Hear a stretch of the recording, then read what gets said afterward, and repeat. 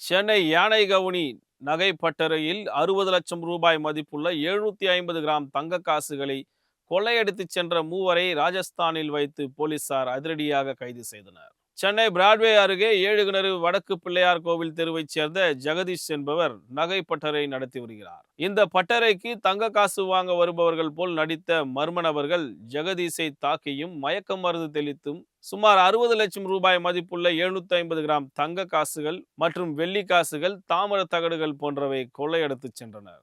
இது குறித்து அளிக்கப்பட்ட புகாரின் பேரில் போலீசார் வழக்கு பதிவு செய்து விசாரணை நடத்தியதில் ராஜஸ்தானை சேர்ந்த ஒரு கும்பல் கொள்ளையில் ஈடுபட்டது தெரிய வந்தது. இதையடுத்து ராஜஸ்தானில் பதுங்கியிருந்த வர்தாராம் என்ற வினோத், சர்வான், ஓம் பிரகாஷ் ஆகிய மூவரை போலீசார் அதிரடியாக கைது செய்து சென்னைக்கு அழைத்து வந்தனர். கொள்ளையர்களிடமிருந்து 415 கிராம் தங்க காசுகள், 36 கிராம் வெள்ளி காசுகள், 295 கிராம் தாமிர தகடுகள் பறிமுதல் செய்யப்பட்டன.